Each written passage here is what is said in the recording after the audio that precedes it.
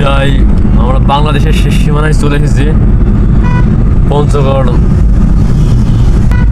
আর এই যে এখন আমরা এই যে যাচ্ছি, আরেকটু গেলে তেঁতুলিয়া চলে যাবো আর কি। তো কখনোই মধ্যে ভেবেছিলাম না যে আমি পঞ্চগড়ে এত তাড়াতাড়ি আসবো আর কি। তো যাই হোক, আল্লাহ রহমতে চলে এসেছি আর কি। কি সুন্দর হাইওয়ে, ডাইরেক্ট চলে যাবে পঞ্চগড় হয়ে ইন্ডিয়ায় চলে যাওয়া যাবে। তো ভাই, যেমন সুন্দর রাস্তা আর দুই পাশে এই গাছগাছালিগুলা খুব সুন্দর লাগছে।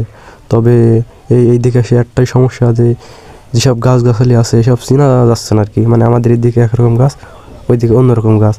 আর এই দুই পাশে ইন্ডিয়ান বর্ডার, মানে যে তার কাটা দেওয়া খুব কাছেই আছে আর কি।